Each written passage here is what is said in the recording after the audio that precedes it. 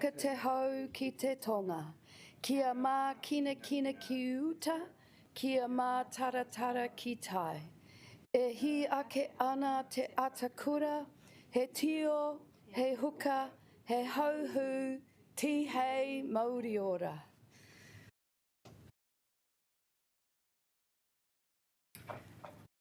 Yeah, please come forward. So yes, tēnā koutou katoa, nau mai haere mai kia kaunihira o Pōneke, and it's great to be here this morning. I love the Monday morning meetings. And yes, makes us go straight into the week.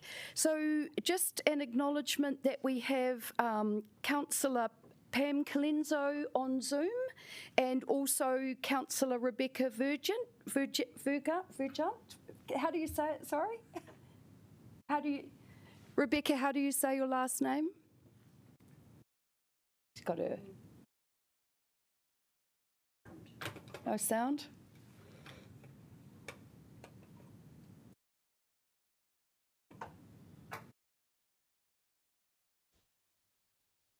We'll try that again.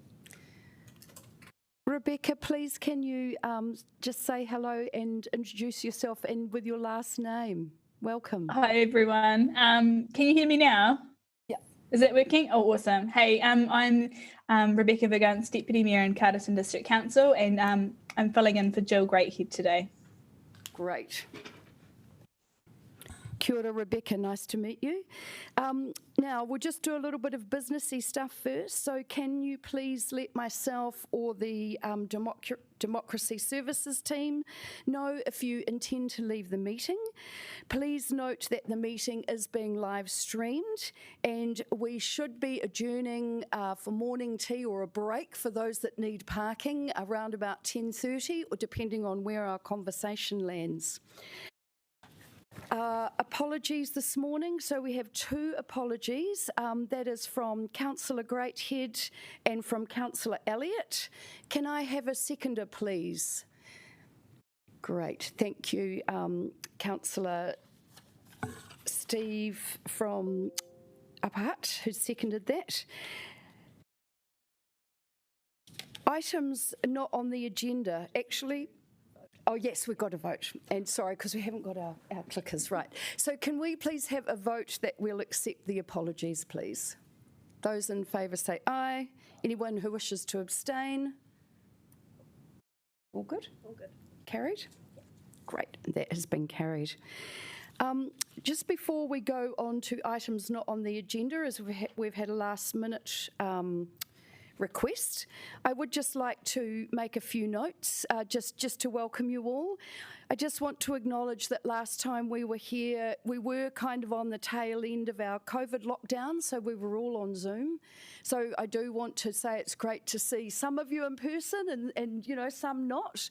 And I'm sure that we've all been through a heck of a road with our councils and our communities trying to deal with it, although not so much as Auckland at the moment. I'm laughing. I found my notes from last time, so I'm just going to have to wing it. So I also wanted to acknowledge the work that the government has been doing, since we've last met, and there's been a mighty push, particularly around the waste levy and the priority products and product stewardship. And I do want to thank the report writer for also bringing those into the report, because they do affect us in the way that we go forward. And also, sorry, just having the moment, there was something else there. Actually, just also want to acknowledge Lower Hutt for hosting the Waste Forum in the last few weeks. That was really great to see the energy that has invigorated the waste minimisation community and businesses, and that is due to the push from the government. So it's really great to see what's going on there, and kia ora to Hutt City for hosting us. I'd also like to acknowledge Millie, and just Millie has since left, I think, has she, as our officer for Upper Hutt City Council? Yeah, and just want to acknowledge the work that Millie had put in, and she's done a great job, and I know that she has been enjoyed by the team, and it's good to see some of her results coming out in the report. I'd also like to just mention Kāpiti District Council, actually, and your mention of in the Toitu report being in the top 10 for emissions reduction. And yeah, it's really great. I'm very proud of you, and it was great to see that story, but particularly the way that you were able to weave through that local, even small initiatives were making a difference to that bigger picture. And yeah, it was such a positive story. It was a pleasure to share around, so congratulations on that. Yay, cool. Okay, so that is a little bit of an intro from me. So next would be items not on the agenda. Now, I believe Councillor David Lee has brought something. Yes. Oh, yes. Did I miss that one? Back to conflict of interest declarations. Does anyone have a conflict of interest here today? Great. That's fine. And then just confirmation. I see none. Great. And confirmation of minutes. So can we note that can we approve the minutes the Wellington Regional Waste Management and Minimisation Plan Joint Committee held on the 8th of June 2020, having been circulated, and that they be taken as read and confirmed as an accurate record of that meeting? Do I have a seconder? Great. I'll take Councillor Jeff for that one. Great. Okay, now items not... Just the vote. Oh, yes, and we need to vote. So getting there. Great. Can we vote on that, please? Great. Councillor Lee, thank you. Great. Okay. I'll get there. Right.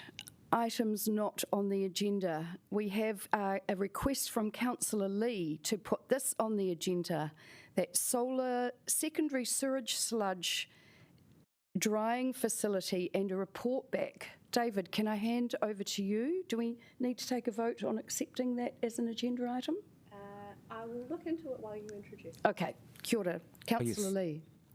Yes, it's a very sexy topic of sewage sludge, and it was a process which a commissioner friend of mine put me onto, and it's in Central Otago near Luggett, and it's using a solar secondary sludge drying facility. So it just sounds very flash, but it's basically just a glass house to dry sewage sludge. So it's a form of dewatering before the sludge is actually taken into to landfill. So it's tapping into the probably the best nuclear power plant, which is the sun, for drying sewage sludge. So I think it's a process which is already, I think it's already gained traction overseas. I think it's based on this, Windy Wolf process. I think Melbourne has a really good processor there. So I think it's worthy of us or officers reporting back as to the feasibility of such a process for Wellington City.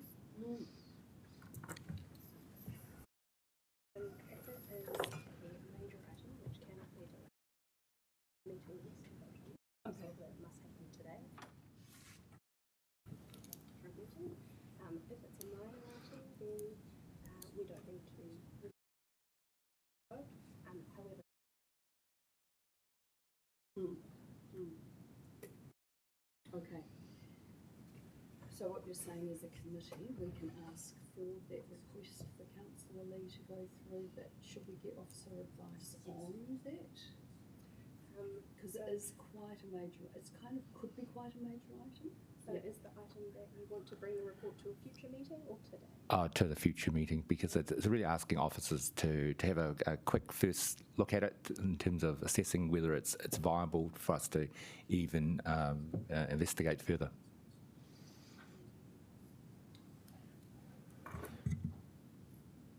I'm wondering if Jennifer Elliott can just help on that. Yeah. Can we just get an officer advice? Jennifer, are you able to just help us out with this one? And it might be more of a timing thing rather than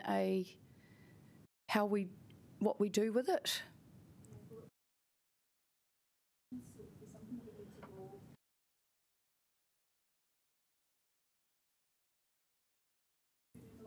Yep. Yeah, it is early October.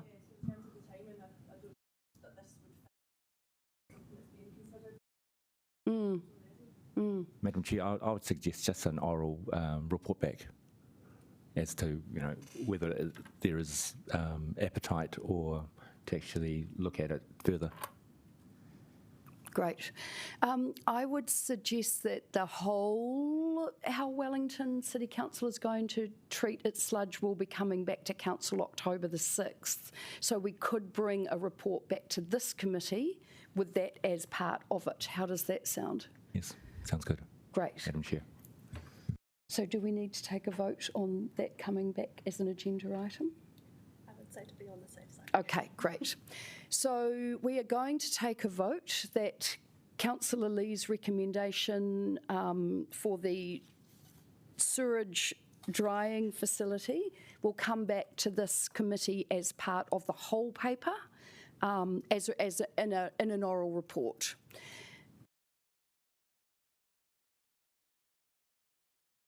Being looked at from a regional perspective, not just. Councillor David.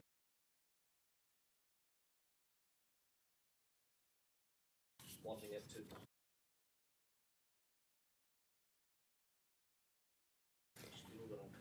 I can see it. If there is traction, then it could be an exemplar for almost every TA as one option. Okay, so then it is useful because my understanding is that we're definitely looking at the Wellington City solution very shortly. So I would see it would need to be part of that. But actually then if it is useful for all TAs, then let's bring it as an oral report. Then we're all learning. Great.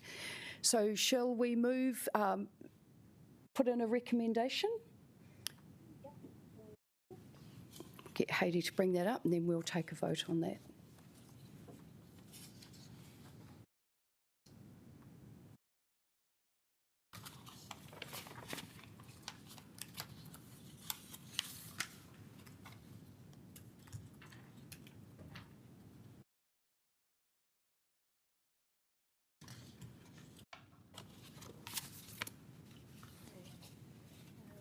So moved Councillor Lee and a seconder.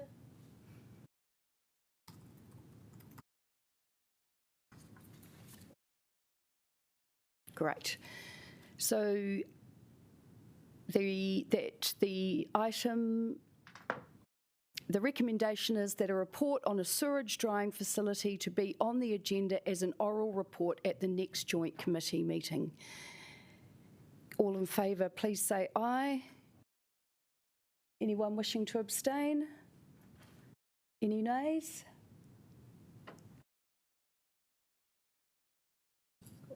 Carried?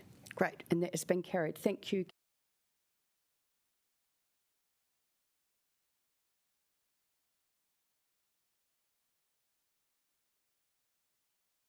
Sorry, I'll just try that with the mic on.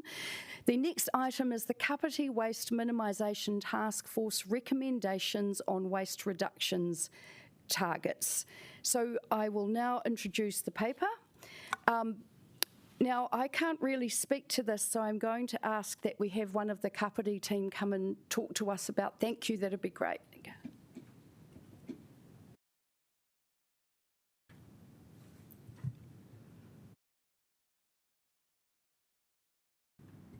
Morena, yeah, it's working. The report is quite short and sweet. It refers to the observations that have been made by David Letson, who's was the independent chairperson of the Waste Minimisation Task Force, and it's attached as attachment 1 to the report.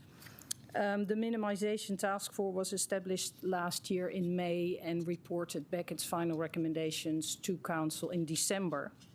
Alongside that process, the chair noted his observations with regard to data management and targets in the WMMP and how that was measured against or reported against. And out of his observations came two recommendations in paragraph 10, which is he recommends that the supporting processes are reviewed now, basically, to determine whether improvements are required to ensure that the 2026 targets can be achieved, or if that's not the case, to have, I guess, a conversation or a report back on why that cannot happen, and to include the measurement of targets and identification of any changes to the current actions and strategies be a central element in the assessment work for the next WMP, which will also be coming up in the next 2 to 3 years as we go into the review of the plan. I've made some observation in that discussion paper under 12 to 14. Basically, the main target at the moment is implementation of our solid waste bylaw. The licensing establishment in that bylaw is the key thing to do if we want to improve our data management and data capture, because now the data we have as councils relate to the transfer stations and the landfills we own, not private landfills, which happens in construction and demolition waste. So we're using estimates on those numbers, whereas if you license an operator of a C&D landfill, you can actually ask for those data. So that will be a major improvement in capturing, hopefully, the majority of data floating around in the waste space and not just the ones we control as councils. That kind of data information will then also give us a much better base to have further decision making, for example, on resource recovery facilities. What are actually our resources? What are our needs? We now base ourselves on estimates, and we know that there are significantly large waste streams that currently we don't capture very well. So as options, that's why it refers to the implementation in the next 24 to 36 months, because it will cost time to implement and develop a licensing system regionally. And that includes also continuing the work to implement a national data framework as part of that licensing. And then we can actually compare apples to apples, because that's a national data framework that hopefully, well, it is supported by the majority of councils. I'm looking at David, yes. And that will be implemented by councils as we go as part of their processes.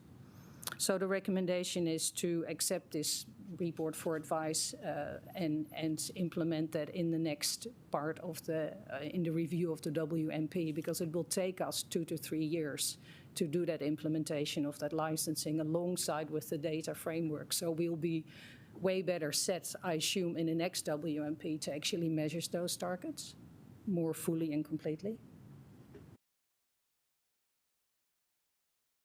Thank you. Do we have any questions? Councillor Lee.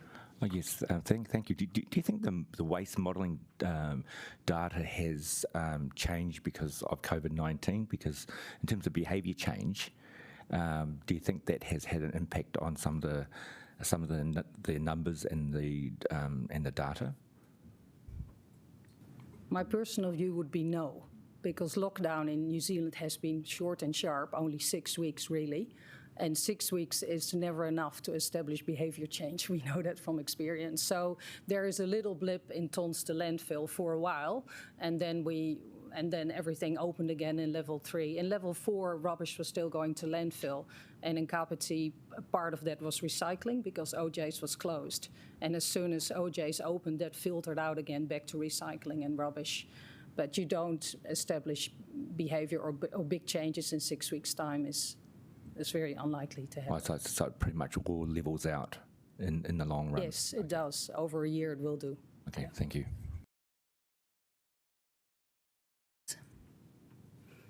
Councillor Hayward. Thank you, Councillor.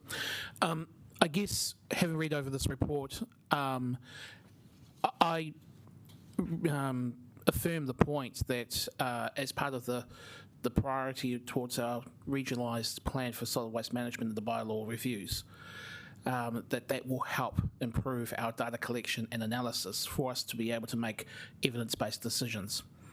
However, as you say, that's a 36-month window.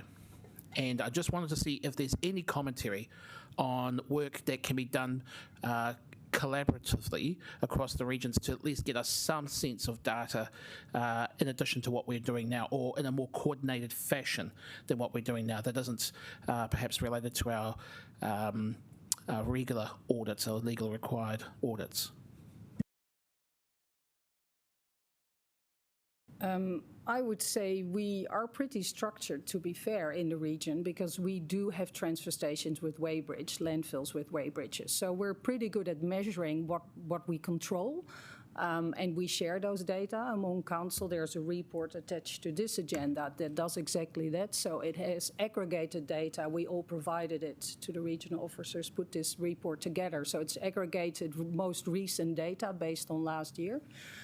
So we are, it's more about the landfills, like the C&D landfills that we do not operate. And at the moment, this moment in time, if you ask a private person, can I please have your data? The answer is simply no. They've told us you need to license us. So there's no quick fix, unfortunately, to do better than we currently do.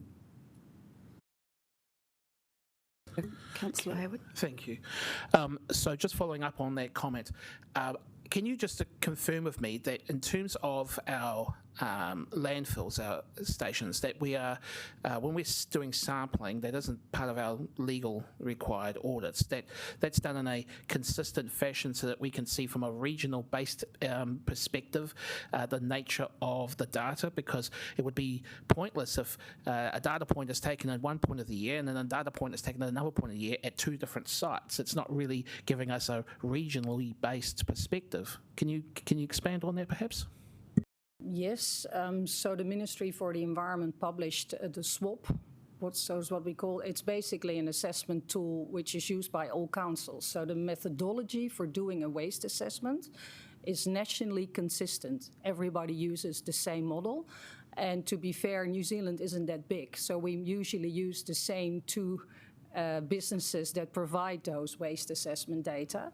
And we also allow them to share it with other councils so we get benchmarked. So in our waste assessment, for example, we get benchmarked at councils of a similar size.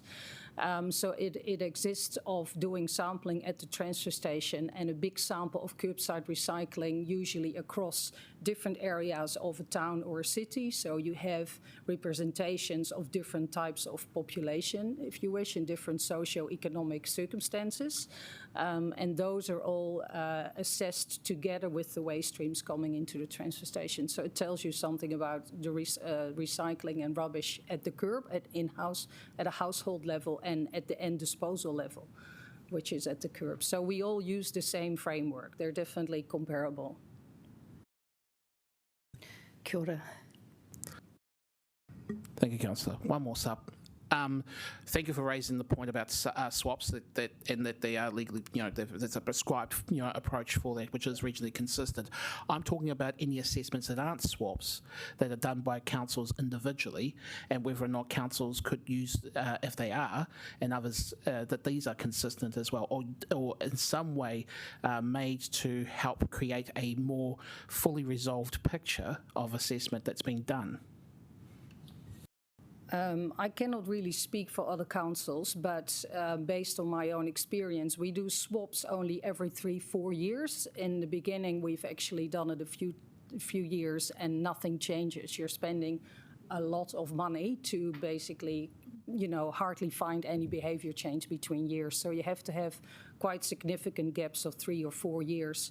So in Kāpiti, for example, we collect as much data as we can with various pathways, but we don't really do an assessment on a bigger repeat than every 3 to 4 years, and that feeds into the regional waste assessment. I couldn't speak on behalf of other councils what you do in between. Maybe one of my fellow colleagues want to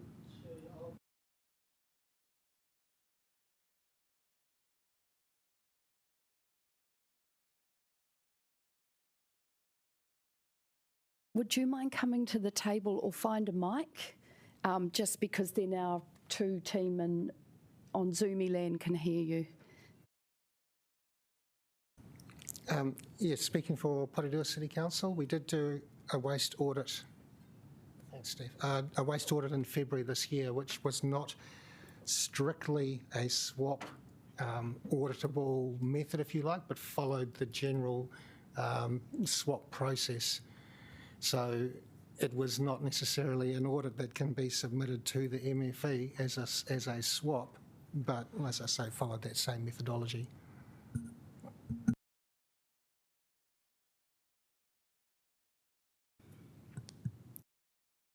And Jennifer, we've just recently, 2018, we did a swap. Are you able to speak to that?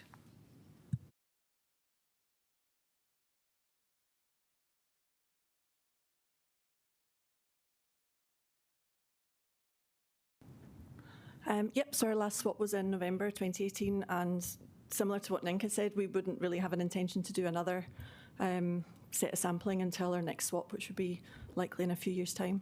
I think, as Ninka said, there's generally not a lot of change unless you leave it 3 or 4 years, and equally, ideally, you would have done something that's changed, like the organics trial, or like something that's actually going to show a difference that we're actually looking to measure. Otherwise, it's a lot of money to really not tell us an awful lot. Do you have any further questions, no. Councillor Hayward? Okay. I have a question. It was really good to be reminded of these other targets, and that might come out in the next conversation. But for me, one that was missing, and I think we discussed it a little bit in Wellington City Council, was around how if you do a blanket target, it's becoming quite hard to measure because, for example, in Wellington City Council, we were actually showing a slight reduction on general waste, but when we put the special waste in, it was kind of going up. So, and I think one thing that I'm very concerned about are our households, where our messaging really is trying to reach. And although we know that that's not the biggest form of waste, but there's a lot of hope and, that is stopped by feeling like they can't get to the targets. And so when I was reminded here of a reduction in household waste of 9 kgs per person per annum, that feels quite achievable. And so I'm wondering, and then that starts the behaviour changes that we actually need. So I'm wondering if there's a way that we can, while not doing the review, and we want to put this in the review for the next WMMP, but is there a way we can start to promote that particular, those more achievable targets for households, just as a way to work to start to really tell people we need you to do this? I guess it can always be part of messaging. Why not? It's in itself a positive message to say this is the target we have as a region. Let's all get behind it and try to make it work. One point I would like to make, though, is that measuring, we only measure at the disposal end. It's notoriously difficult to measure behavior change. Even if we roll out a big composting project, which we intend to do in Kāpiti, it will mean it will be hard for us to measure because people will start to change their behavior when they go to the shop. They will buy less, they throw away less, they will put it in their bokashi bin, in their garden, and we only find the onion peels at the transfer station or at the green waste facility. So everything that sits at the front end, it's somebody calling an outfit, can you pick up my old freezer? Can you pick up my washing machine? It doesn't go to our facilities, so we have no way of measuring. Maybe people are really good at changing their behavior, but we still measure only at the disposal end. And when you get to kgs per person, if you, as you say, if you put C&D waste back in, and if you put biosolids back in, which will only go up. If population grows, biosolids go up. I mean, there's nothing we can do to control that waste stream. So your kgs per person have large parts that are actually out of your control. So it's a good thing to focus on households, but how would we measure that the 9 kg gets achieved? Is the difficulty here, unless you ask people to keep a diary or we do waste audits in streets, which we have done and we do still in Kāpiti for groups of people. Yeah.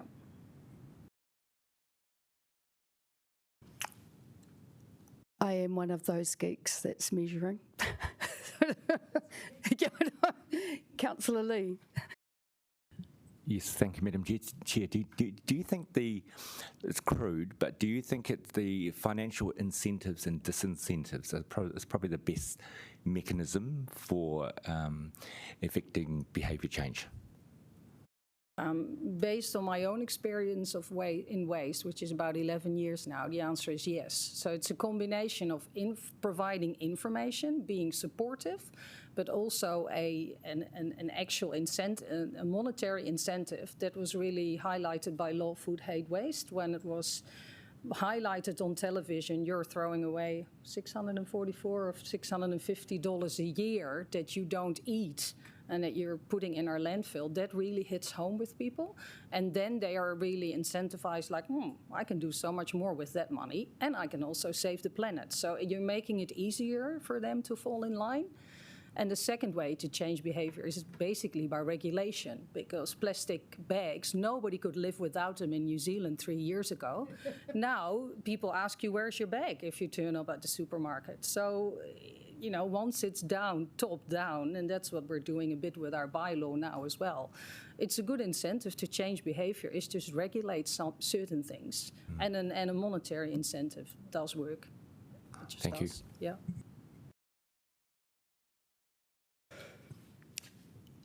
Right.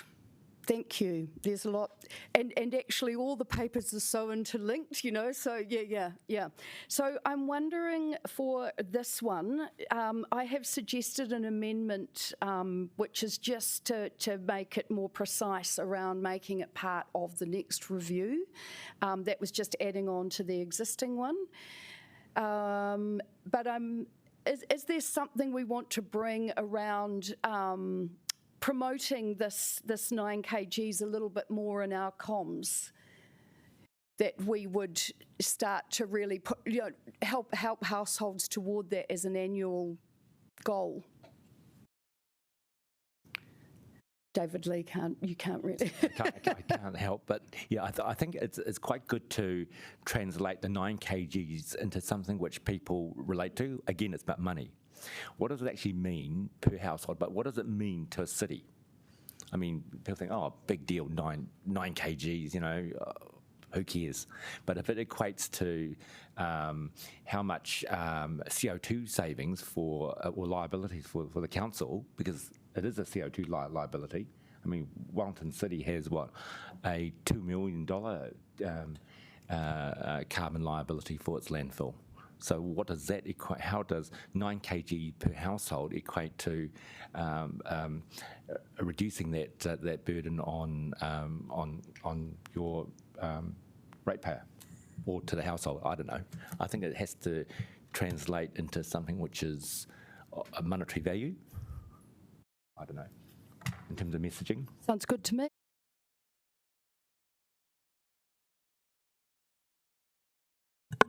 So with that, I am going to make a recommendation, and it is only a recommendation, that councils in their communications plan look to speak to that 9 kgs per person per annum around dollar figures saved and CO2. Do officers want to contribute to that, just by way of advice? In terms of that being extra workload, problematic for a reason? Sure. Yeah, Madam Chair, I think that there's probably, apart from a couple of ways of presenting that, you've talked about the average rubbish bag, which actually so happens to weigh around 8 to 9 kilos. And there would be methods that you could equate with that rubbish bag as a simple infographic. Here's the weight. Here is how much CO2 it's liable to be causing. We could give a rough calculation on that. From the audit we did in February in Porirua, I know that about half of that rubbish bag is food waste.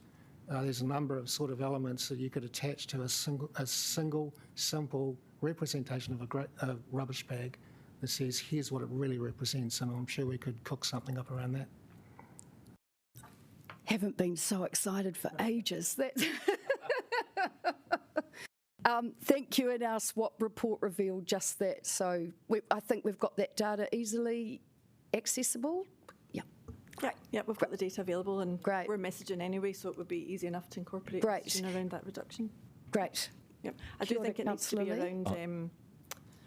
I do think it needs to be around the kind of personal savings and what people will gain as individuals if we want to hook them in rather than the council picture. It'd be lovely if true. individuals cared about that, but I think we'll get them with what matters to them.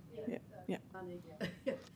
And I think it's very important to control the narrative, the story.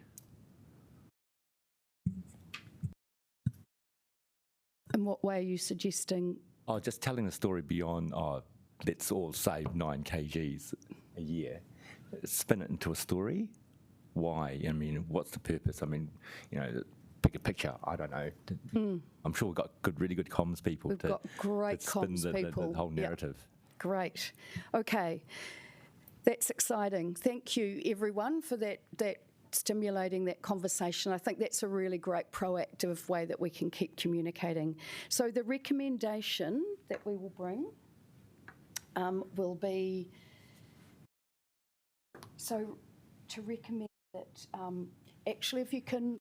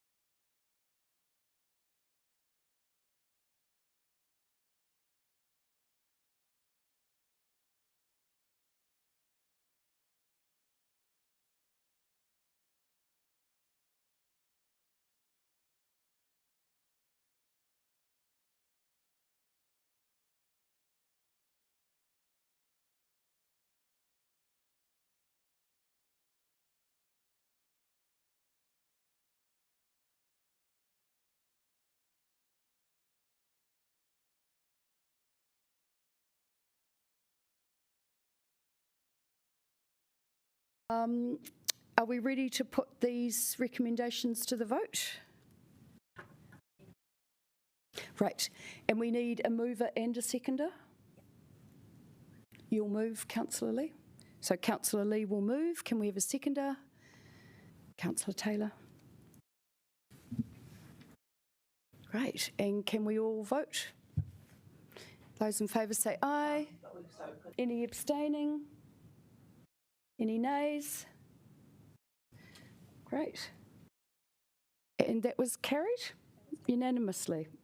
Yeah? I'm not sure if the ones on Zoom. Okay. Zoom team, can you show your hand again? So that was a yay?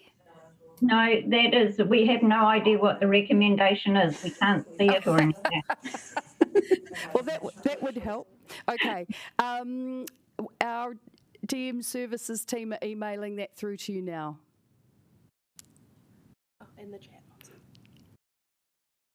And in the chat. Yeah.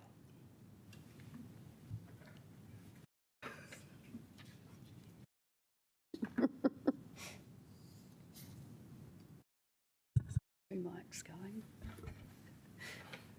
Laurie, I'm okay with that. Great. Kia ora. Okay, so that's carried unanimously. Awesome. Thanks, team. That was a really good discussion, and I'm happy with the outcome. Okay. Ready to move on to item 2?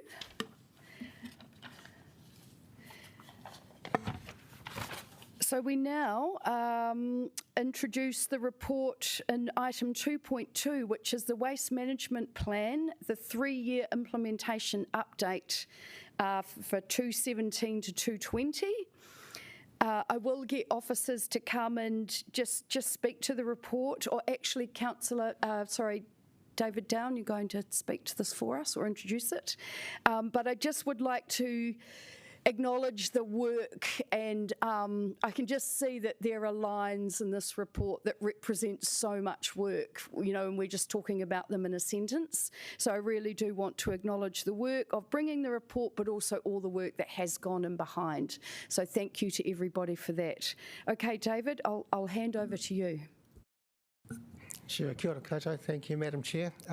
Just before I do ask if there's questions or invite discussion on the report, if I may, I'd just like to introduce a new officer to the committee. I think some of you have met before, but behind me is Stephanie Watkins. Stephanie is our Principal Advisor, Regional Waste Management and Minimisation Plan. Those who have sat with Emma Richardson before, Stephanie is, to some extent, Emma's replacement to the group, employed by PCC on behalf of the entire region. And thank you, Madam Chair, for the kind words on the report, because this report and the next report after it, both authored by Steph for us. So with that, I'd like to just take the report as read, ask if there's any questions or discussion, but particularly point out the last 2 recommendations, which would be very valuable for the steering group to get a handle on where we're heading from here in respect of the next 3 years.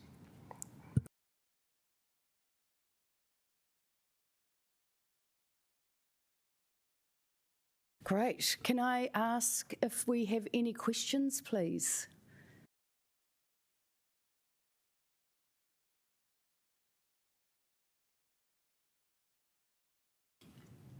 Any questions?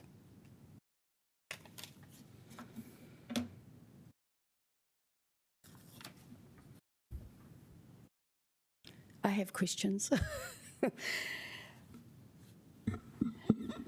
Just give me a moment.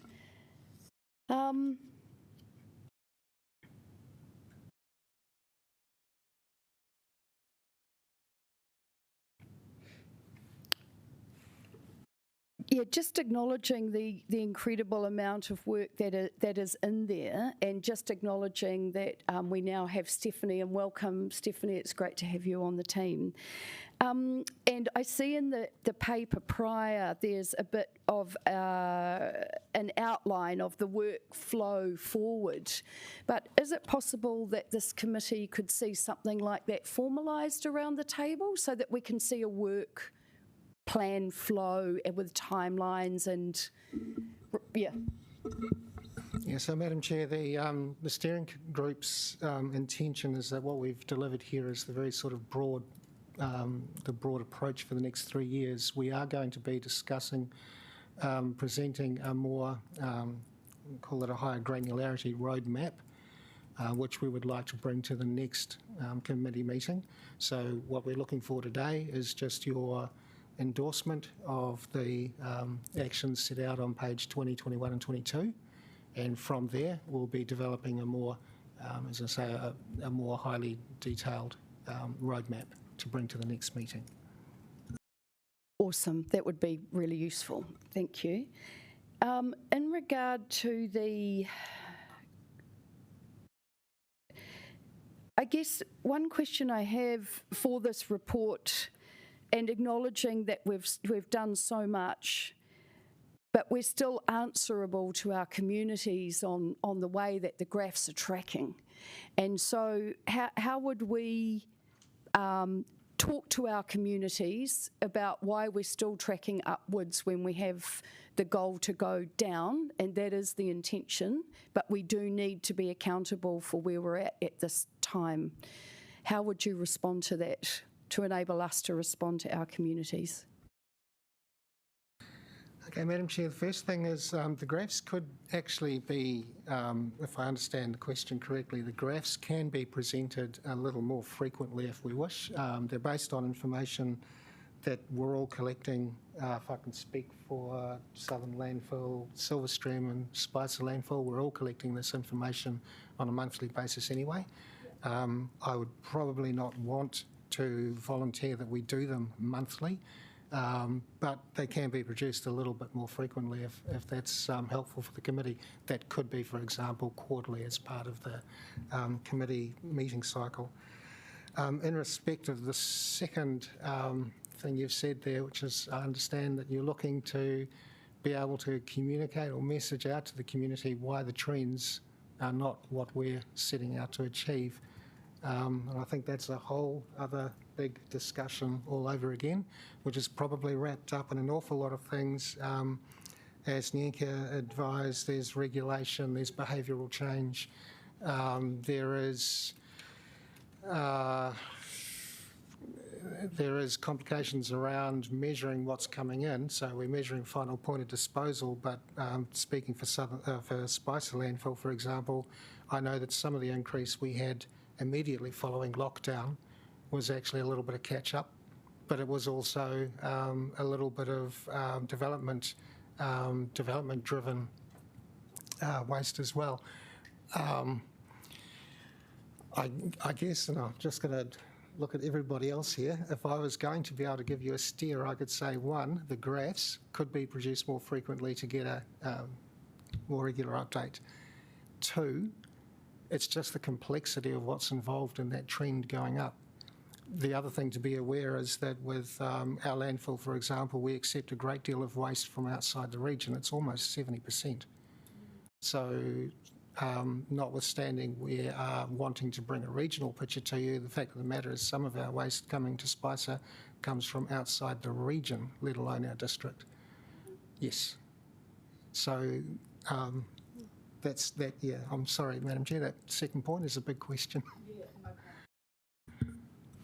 Would it be valuable to put together a statement around that? Because I think ultimately we really want to portray a positive picture about where we're at in the process, and we understand that we're in the middle of making these changes. But I won't deny that when I saw the graphs, I was so excited about getting the information. But then when I saw the information, I took a deep dive at where we of dismay. And so I guess I would like to be able to convey that, you know, in a joint statement to our community on where we're at and what we're hoping to achieve in our outlook. And if we were to produce a statement, would that come from the officers jointly? Yes, it would need to come from the officers jointly. Yeah. And that's because of that. I mean, we have waste being transported across the region from one district to another, from outside the district, the region altogether. It would need to be a joint statement that we'd cook up. And actually, I like that we come to it with ownership as a collective, because I know that, we use that Silver Stream landfill, and so we're all in that boat, and that the more we talk about it collectively, the more positive we can work on it together. So if we were to timeline when we would get that statement, what's reasonable for us there? Madam Chair, I'm sure we could bring something back to the next committee meeting in December. That would give us enough time to make sure that we've got a clear understanding of what the committee wants delivered. Also enough time to be able to share information and ideas and to try and encapsulate those complexities I was talking about that are this story, really. Yeah. Councillor Lee. Oh, thank you, Madam Chair. I'm normally quite a positive person because I'm a B positive blood group, but I get the feeling that the future is quite bleak from a waste angle, because we're at the end of a supply chain. I'm talking about we as New Zealand. I mean, we've seen it in the islands. The islands are almost like our canary of what can happen. So the islands they're really having a problem with waste, and we're experiencing it now. So do you see that there is a tsunami of waste happening? Because globally, we can't even export our waste. I mean, a lot of countries have smartened up and said, no, we're not accepting your plastics, and that door's almost completely shut now. But we are at the end of a supply chain. And we've still got a behaviour problem in terms of consumption and using the wrong. There's no product stewardship, whether it's e-waste or plastics. So, do you think there is a tsunami of waste, and no private entity will look at recycling? You look at is it OG? I mean, it's very expensive to recycle. And I don't think we value waste. Councillor, I think if I can pick on the word tsunami for a minute. So I've recently done the long-term trending forecasts for waste for Porirua City as part of our LTP planning work. I would not call it a tsunami, but what we are looking at is a number of factors. Population growth is one, lack of behavioural change is another, lack of regulatory change is another, and poor pricing I'd put in that category as well, that are all contributing to not so much a tsunami but just a steadily building upward trend, as opposed to a mighty crash. If so it's like a sea level rise of of waste. That's probably a much better way to put it. Yeah, it is something that is happening. It's right in front of us, but it's gradual. It's not until you look at the 30-year forecast that you realise it is actually creeping up. And I'll come back to the points made about behavioural change and the fact that we're at the very end. I would liken what you're suggesting to dealing with sea level rise by trying to turn the tide back instead of directing your efforts at the underlying problem. Councillor Foon, if I may, from Hutt City. Kia ora, go ahead, Ewan.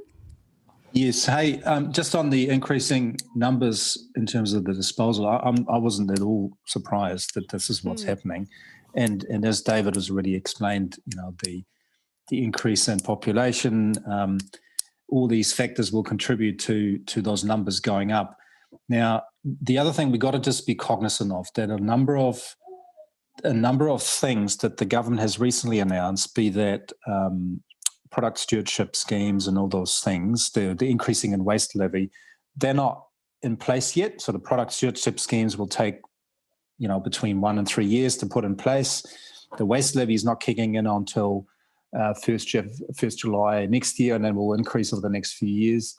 So I would say that we will continue to see an increase until those measures are starting to bite, and they create the incentive to deal with waste differently. So I'm a little bit concerned that we're sort of beating ourselves up in terms of what councils can do, because in the past, this problem has been just left with councils to deal with, whereas there's now much more recognition that councils are just the ambulance at the bottom of the cliff.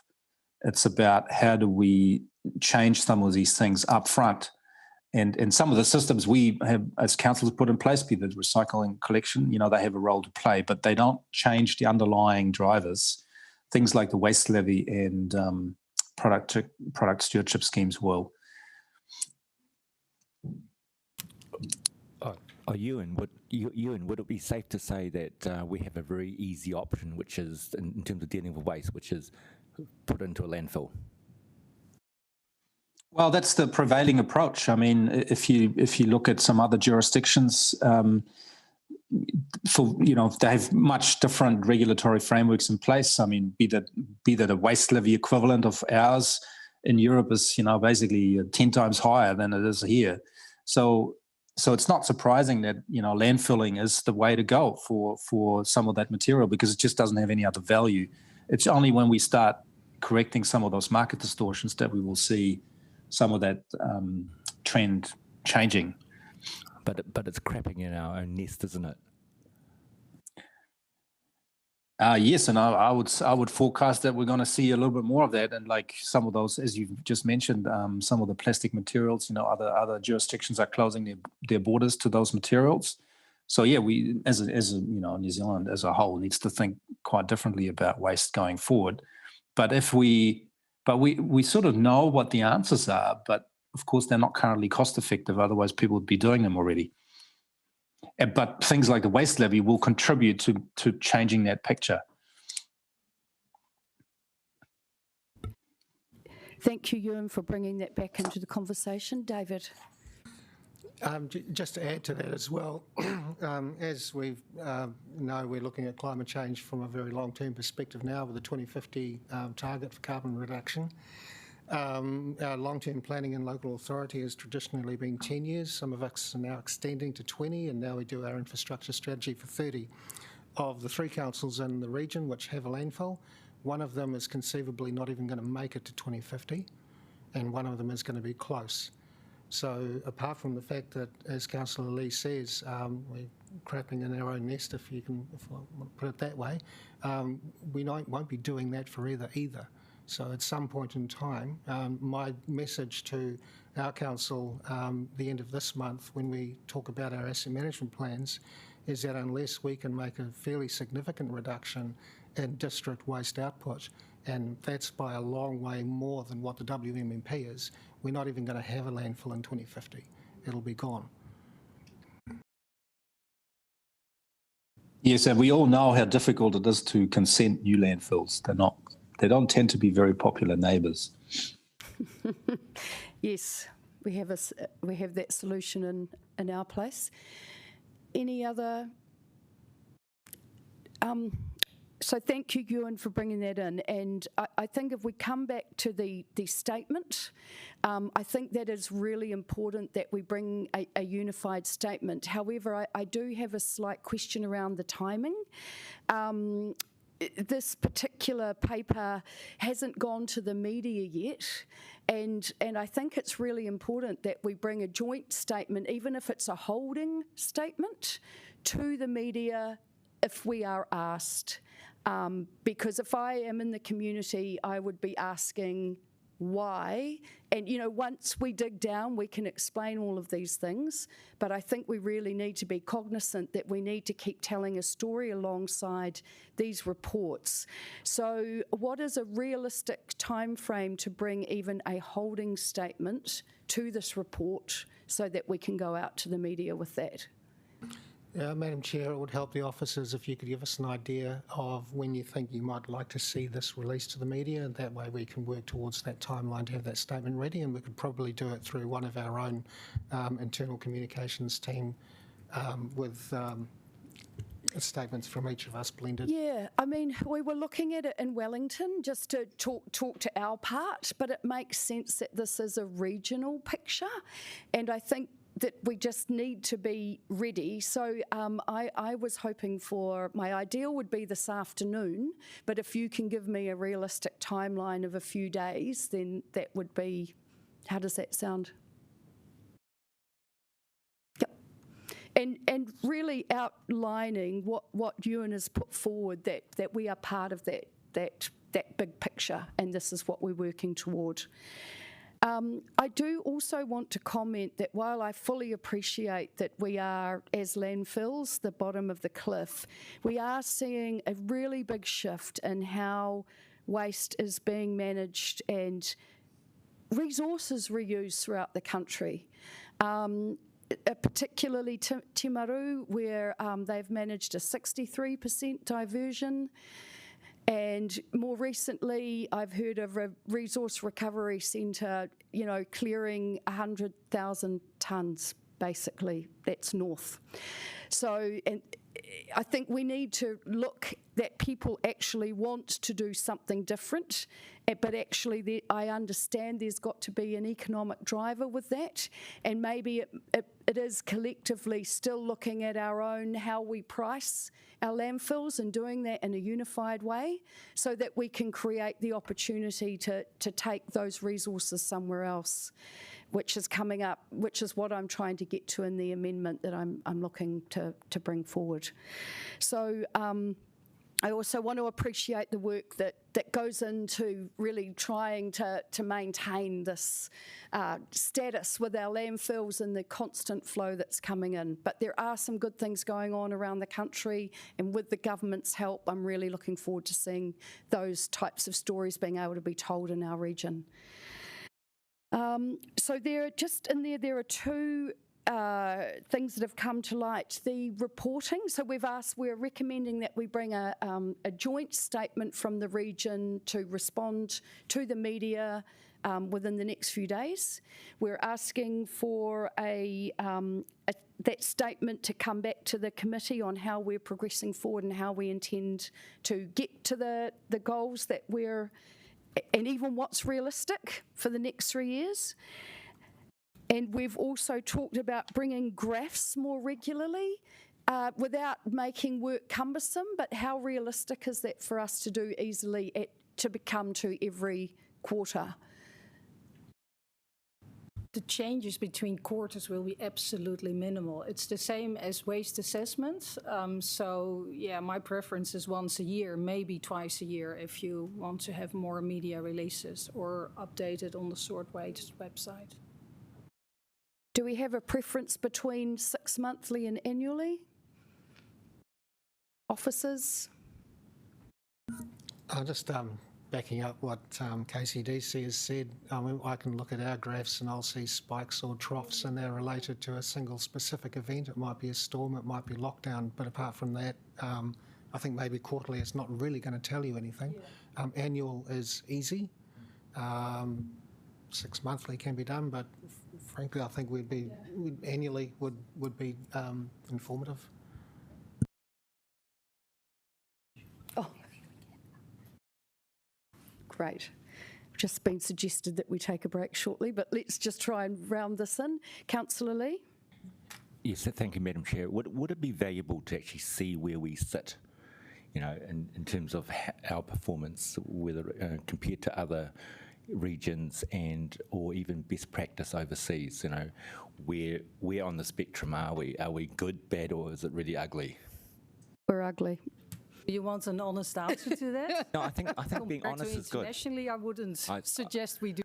Yeah, no, I think it is good too, because we still think that we're at this 100% pure, clean green, but we're so far down at the bottom end of the spectrum that reality is not what we want to hear. And I think it's important that we actually know that in terms of even water, we're the highest users of water.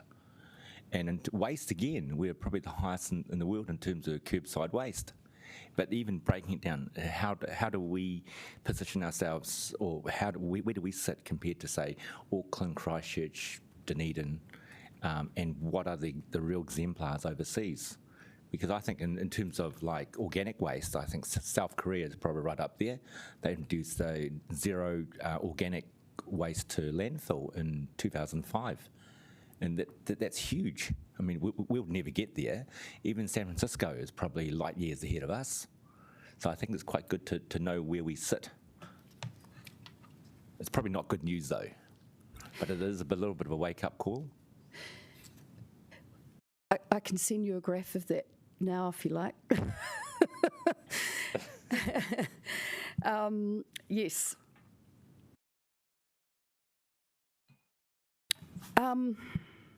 I have two quick questions around, which were just more on the regional individual councils reporting. Actually, the sort waste.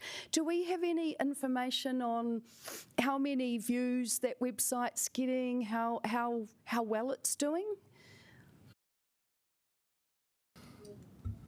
There is data available. Obviously, it was Millie who was heading up that, so certainly can pull out that information and have it circulated.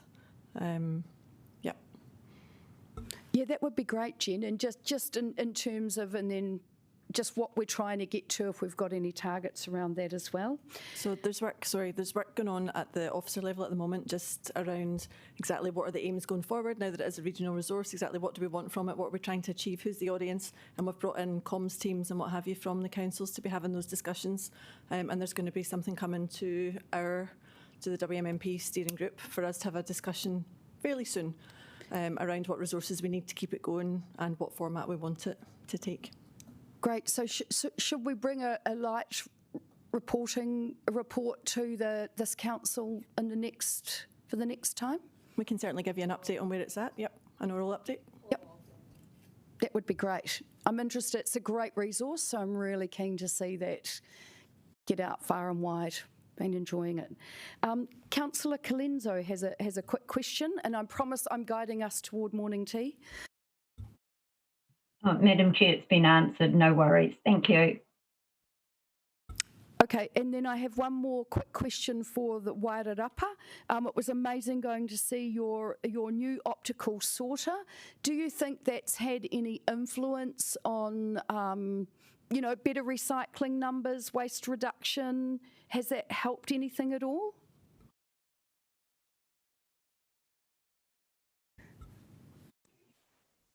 You might be better placed to answer this than me, Pam, but I'm not aware of any noticeable reductions currently. Rebecca, I think that David's come to the table, so he'll answer that for us. Excellent. Thanks, Dave. Yes, well, people don't really see the optical sorter as a...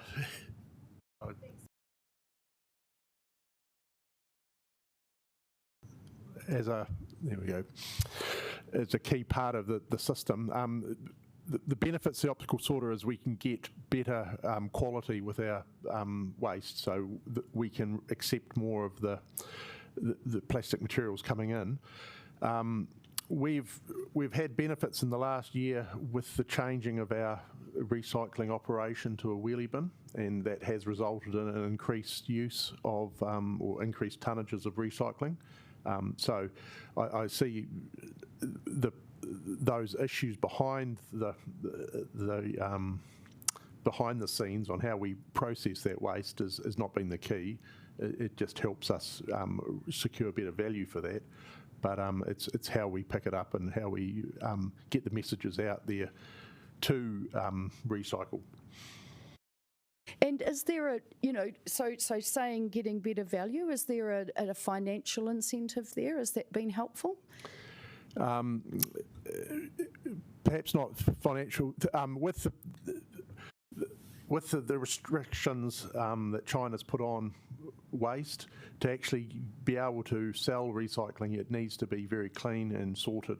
And the optical sorters give you the ability to make sure PVC doesn't get into and contaminate your... So, no, there's not money in it, but it does make sure we can secure markets for our recycled plastics. Great, David, thank you. I think we've still got our fingers crossed for our one in Wellington, so good to know we're doing a better job there. Okay, we're going to take a break and adjourn for morning tea. We're going to put a few recommendations that we've just discussed, so we'll put those together to bring to the suite, new term I've learned since being on council, of recommendations, and they will be around bringing that reporting annually. I think that makes sense so that we can really look for the difference. Bringing a statement to the next committee, but also one in the up and coming days on a response to the report. And I think that was it. Great. Unless anyone reminds me of anything else that was in there. Okay, I hope everybody knows where the wharepaku is. There should be a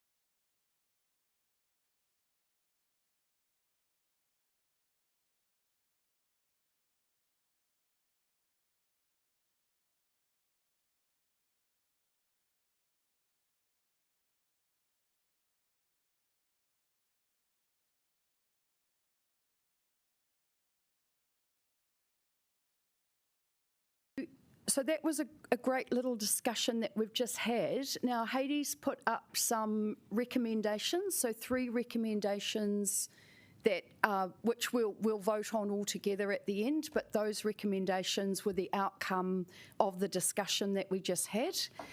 And so essentially that was that the graphs would be great, thank you, but we'd like them as an annual report and specifically after our annual report, so this time each year is a really good time to bring them. And I do think it's important that we make sure that they get to us before the next election in 2022.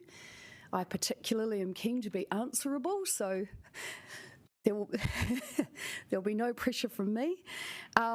Number 6 was around providing a regional, we won't vote on this now, but just updating so that we're fresh on the conversation. Provide a regional statement to the media outlining progress in the WMP, including rubbish and recycling tonnage. But actually, Heidi, can we add there and a report at the next committee? So we're doing a statement, but then we're also bringing a report on that to the next committee. Was that what we understood? Madam Chair, if I may, I don't know if I'm allowed to, but can I ask that number 6, excuse me, please split into 2 recommendations, one for the media statement and one for the report? Yes. Because they have different timelines. Absolutely.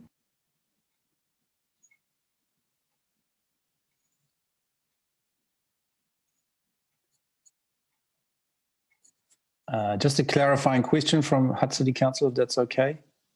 Sure, Ewan, go ahead.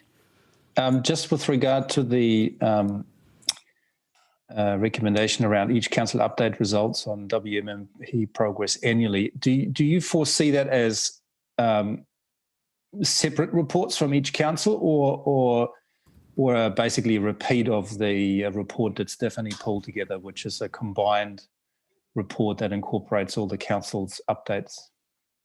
Ewan, I see that as a combined report. Just exactly what we've had in this, so that we're reporting on the same thing. Cool, thank you. Great. And that we bring an oral report on the sort waste website to the next committee meeting as well. Okay.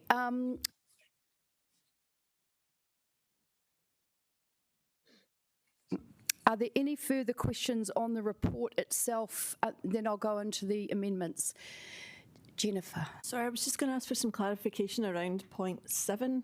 So I know we talked around the need for the regional statement, but I'm not quite sure what that report in point 7 is. Yeah, is that not the report that we've just provided? Yes.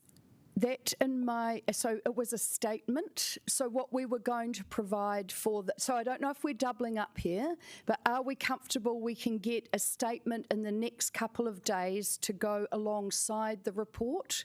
We don't need to do a deeper review for the next meeting? No, I don't think so. That's this report. Yep. Yep, I think the statement at point 6 should be fine. Yep. Great, so I'm happy to remove 7. We just want to acknowledge where we're at publicly, to go alongside the report and move on. Mm-hmm. Get into the doing it stuff. Yep, great, okay, thank you.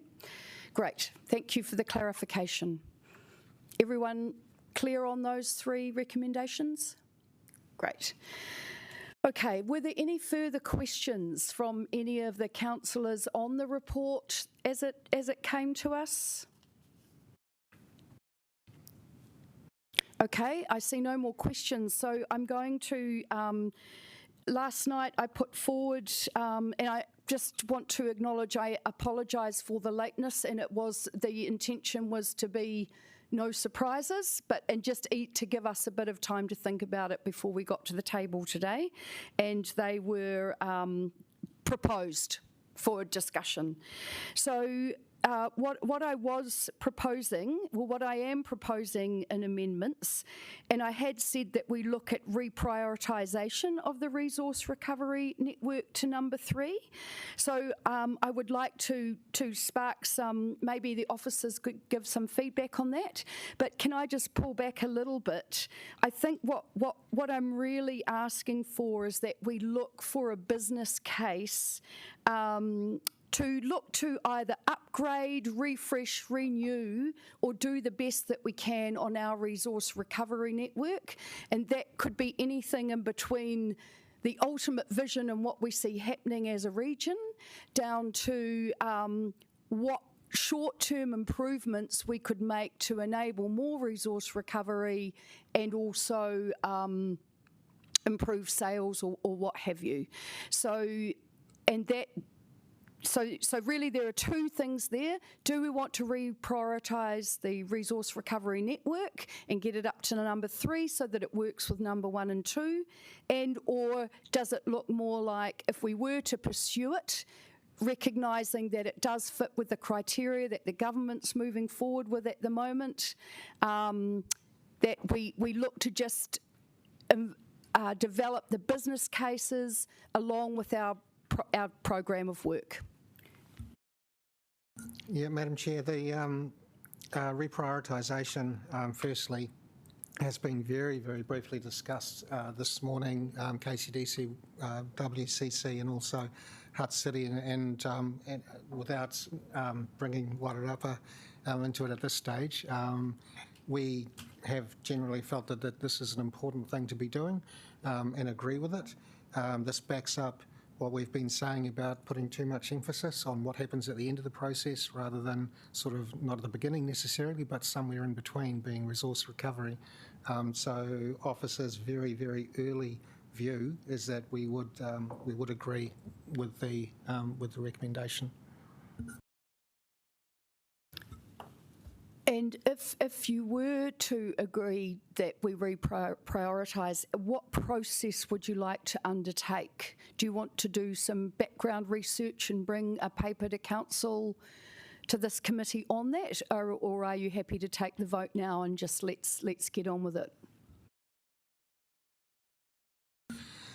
Yeah, I think that having agreed, if the committee follows through and does this reprioritisation, I'm guessing the next step would be for the committee to seek officers' views on what that would look like or what it might mean and the implications. Great. And would that come in the form of a pre-business case report? And so before launching into the business case, would you give a brief outline of the directions we could take so that we could decide that at the next meeting? Yep, I think I'm just going to look at everybody else here, that there's probably quite a number of options or actions that might support that priority. And it could be that we are talking through what those options are with the committee before we actually go so far as a business case. But yeah. I'm just a bit worried about resources, to be honest. I think the bylaw will keep us all busy until it's in place, which is probably February next year for the last council. Then Stephanie will be fully involved in trying with us as a group, but for us, it's still on top of business as usual. It's not our job to just do regional implementation. Yes, it is for Stephanie, but so we're trying to be supportive where we can. To implementation, that data farm and the licensing are some big things to tackle for us. So to be honest, yes, as part of BAU, we can have a thinking process, that's fine. But in how far it can actually amount to a full business case, you know, in the next 6 months or something, from my view, it's just not very realistic. Councillor Foon, if I may. Hi, Ewan, go ahead. Yeah, so my suggestion would be that for the next meeting, that we come back with the draft scope of what that business case and what the timing of that might look like. And that could include a couple of options around scope and timing to work around, you know, what may be feasible in the short versus the medium term. But certainly at Hutt City, we've already been talking about some business case work in that space, so certainly interested to progress that.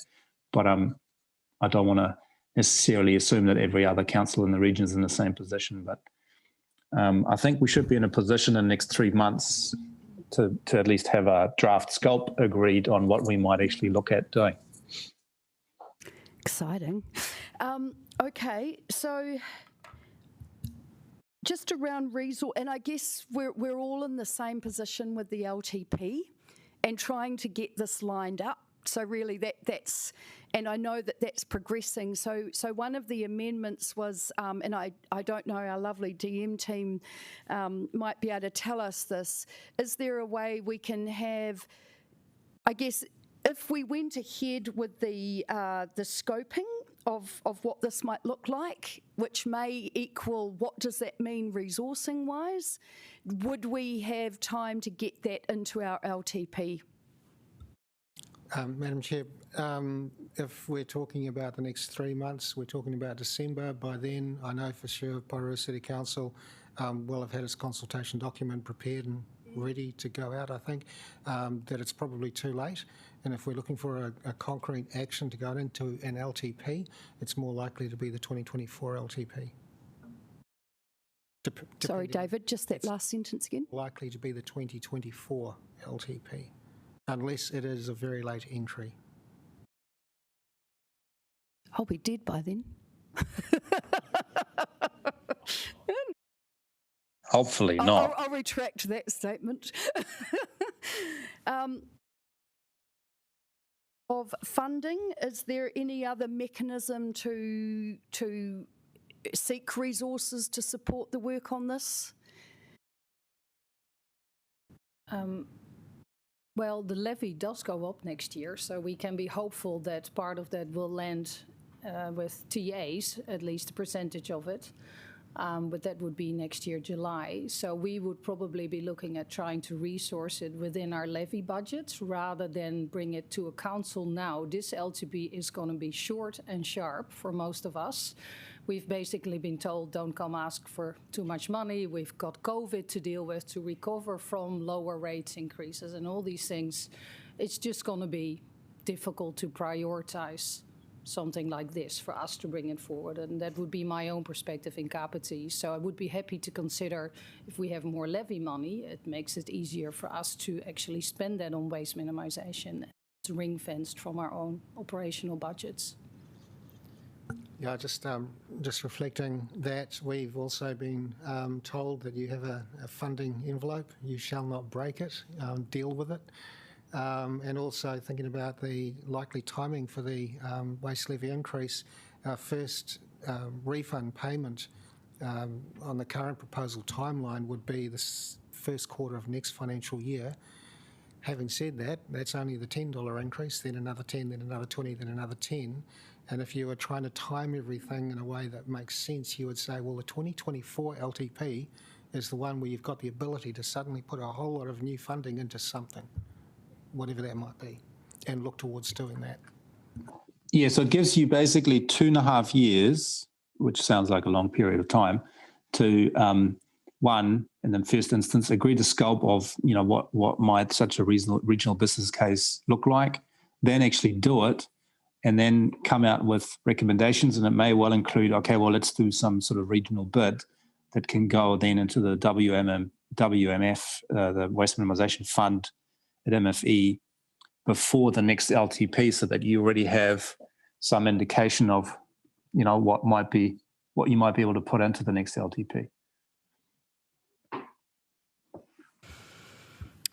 That does sound logical, and I guess what I'm hearing is that if we were to resource, so what we're talking about process-wise, just so that I'm clear, is a brief scope on what the outcomes of the prioritisation might look like, and then we would look to resource that. And so if we said, is that another wage or a consulting firm or whatever, so we might be in the $100,000 to $200,000 ballpark, and then we're aiming to get this into the next LTP as an action. Does that sound like a rough pathway? Yeah. More realistic. Yeah. Don't worry, we've had the same message from our CEO. So yeah. So maybe in the scope work, that's what we could bring in writing, like possible financial pathways forward. How does that sound? I mean, I'm just realising that someone's still going to have to do that scope work. I think for December it can be like an inventory of all the options we have in the region, an inventory of what we're trying to achieve as councils individually, because in Kāpiti, for example, we've got a 2 to 3 year work program to establish C&D options now that the landfill is closed and the site's becoming available. But that's only happening now, so I've just gone to council and got a tick in the box to progress that, for example. So there are things happening, and that would be an building on that, on where the synergies lie and how we can take it, some of it to a regional level, and some of it may have to still be in districts, simply because you don't want people to travel 40k as well to get rid of their waste. So yeah, it's a sort of a scoping issue, and as Jörn suggested, then we will have a better idea. Jennifer. I was just going to add to that WCC, obviously you'll be aware, Laurie, we've set aside funds from the waste levy for this financial year to look at resource recovery expansion within Wellington, so that's potentially really useful information that's going to help feed into the process. And for us, I think that's realistic to do that piece of work this year, which can then potentially help the region as well, rather than trying to do something regionally immediately.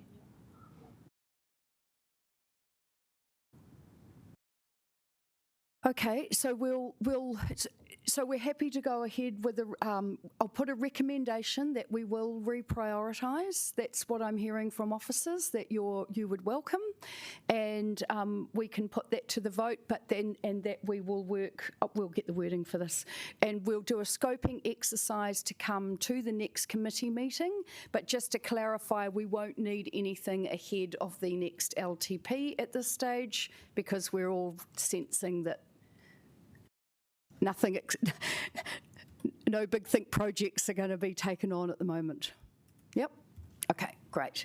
Shall we adjourn to create that recommendation, or are you happy for me to carry on? Yeah, great. Okay.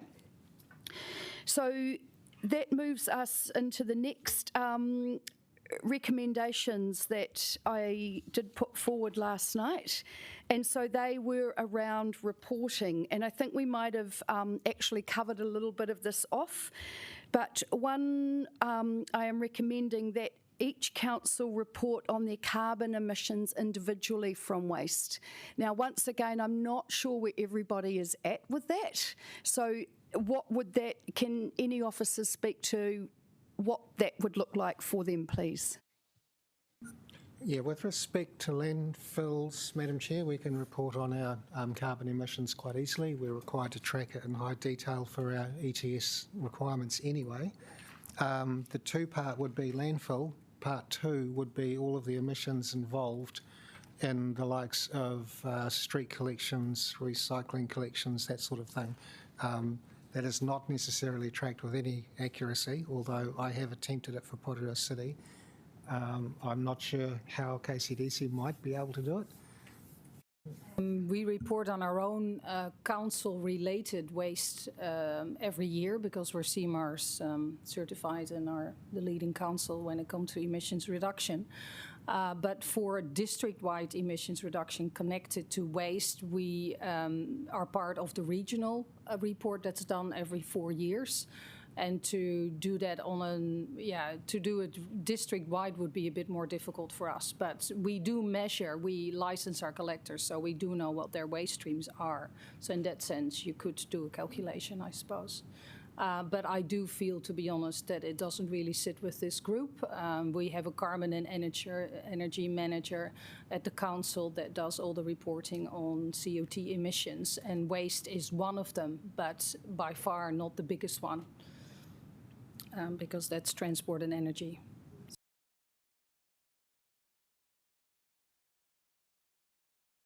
Councillor Lee. Yes, I think you're correct. I think my understanding is that the greenhouse gas inventory for the whole region covers, actually has all that data.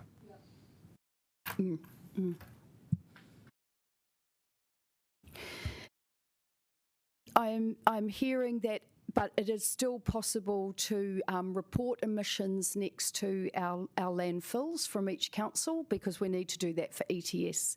And the reason why I would like to see that as part of this reporting is that it helps our public understand that not only is there waste having an impact on our environment at our landfills, but it also contributes to our future. And so I think we need to see that reporting alongside each other. Great. So that was recommendation. Right, okay.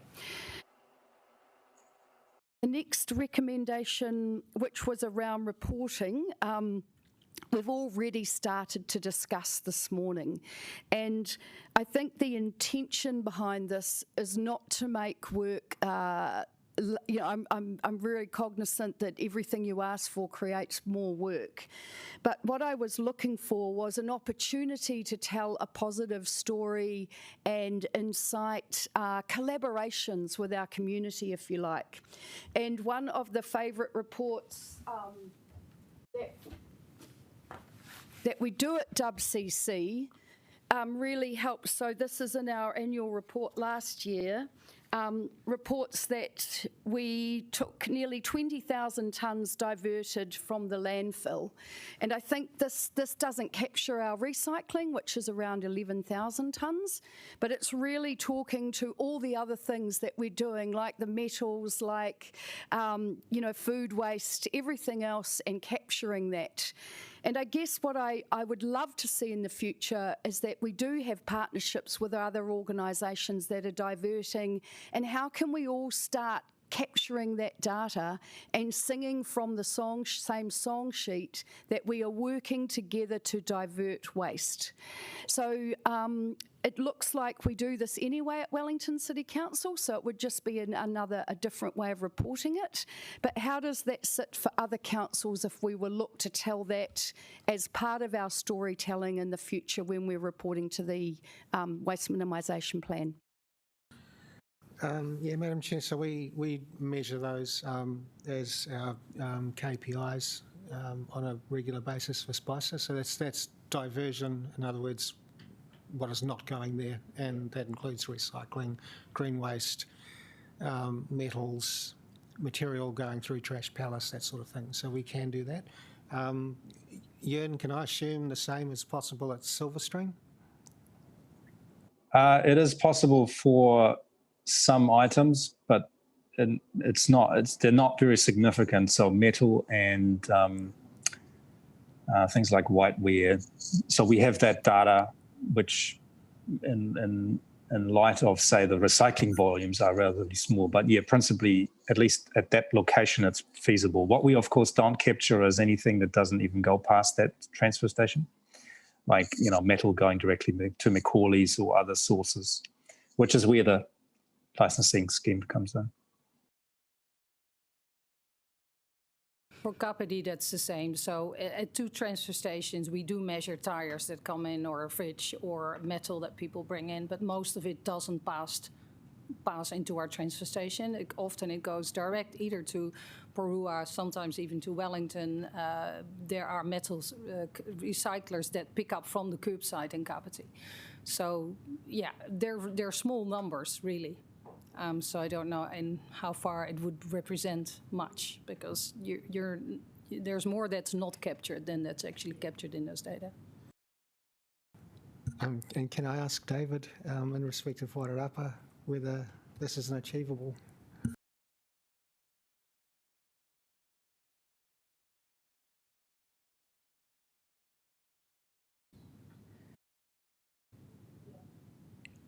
David, would you come to the table and just share that so that we can hear, especially your team up the Wairarapa on the Zui?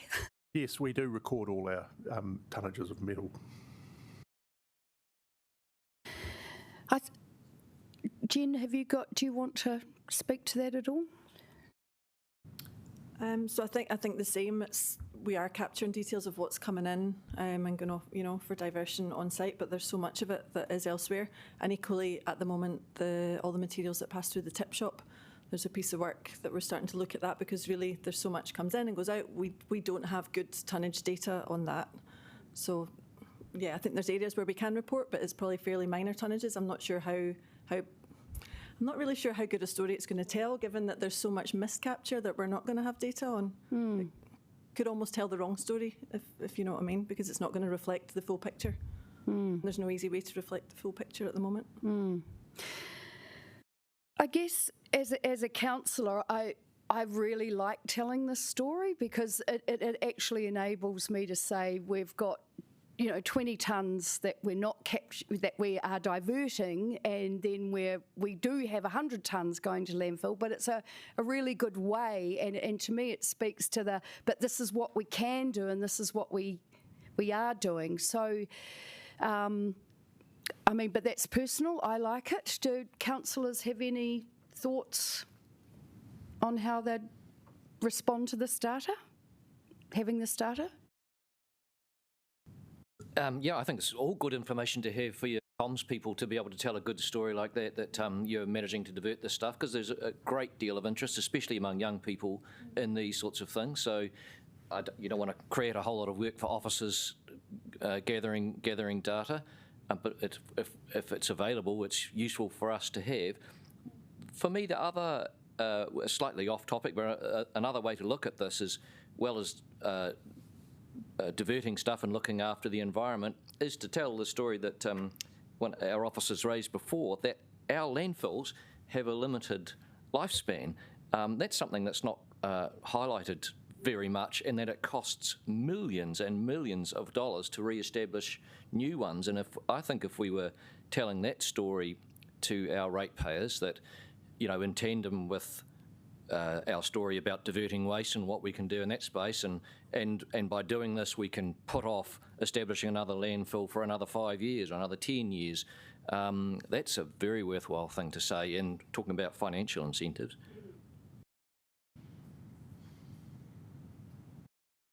Councillor Hayward. Thank you, Councillor Foon.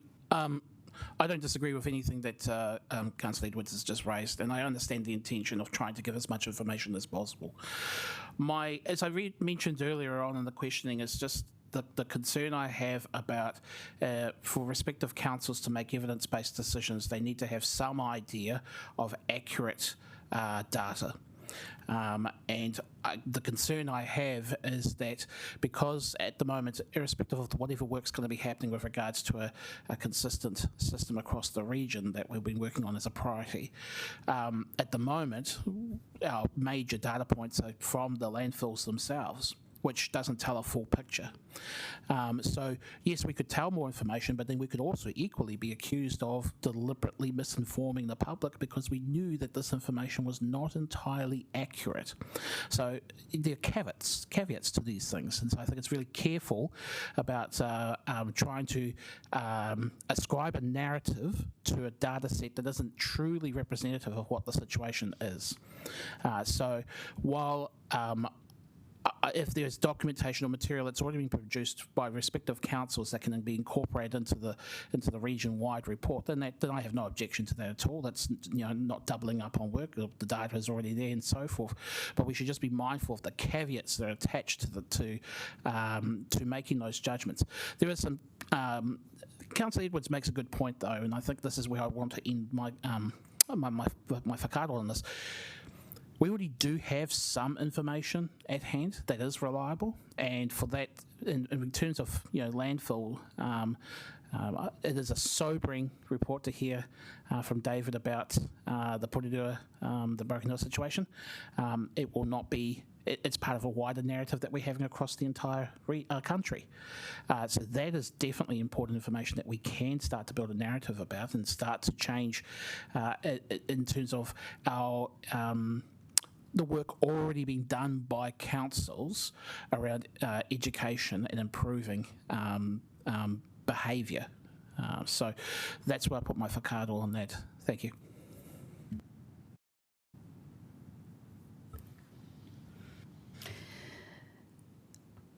Well, I am going to move the recommendation. We can take the vote separately, that we do report on the other diversion as well that we are all doing, and if not, even to create an incentive and a narrative for people to understand that there are other ways we can deal with waste before we get to the landfill. And I agree with Councillor Edwards that actually that is the critical story here, is that it all costs money, and actually if we can divert as much as possible, in the long run we're doing better for ourselves and for our overall, coffers. So that would mean tonnes diverted. Add 2 new focus, tonnes diverted for measurement impact. Tonnes diverted, a measurement on other tonnes diverted. I'll need to just think about that. Great. Okay. Thank you for the discussion and the information. It's really interesting to hear each council and the challenges that we have and how we view it. So I had one more recommendation, and that was around a graph that kind of looks into each area. And this I'm acknowledging this may be premature for some of us, given the work that we've got going on. But I guess it's an example of saying these are the areas we want to reduce. This is where we see the reductions can be made, and this is the plan we have as a council to doing that. And it may speak already to the plan, but I guess the first paper talked about measurement, and so to me this is in a way what this graph was trying to get at. How are we as individual councils working on the diversion we're intending and reporting back on it? Did everyone get the graph so that they can just speak to that a little bit? Can I get officers' advice on this, please? Just how you see it sits with the WMMP. Does it have a place? Do we need it?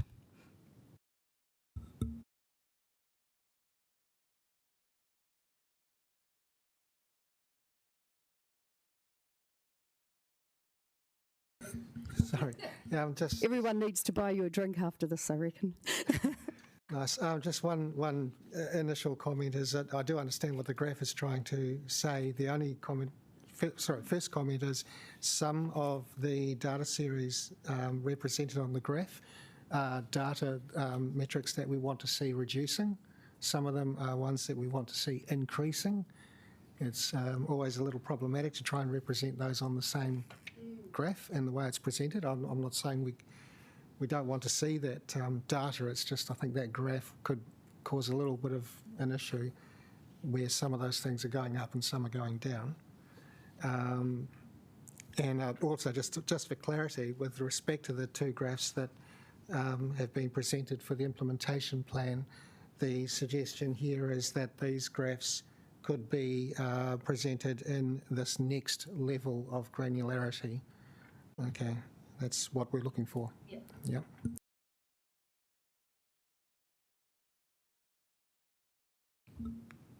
Do you want to discuss?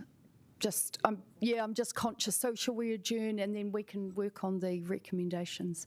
Just adjourn for 5 minutes so as officers you can discuss.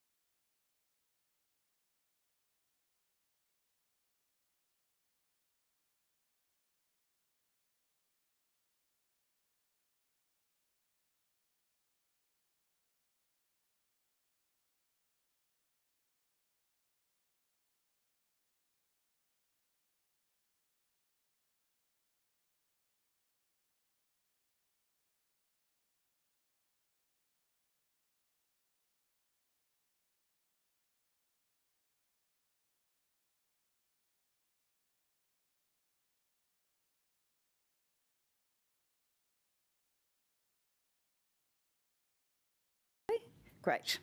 Okay.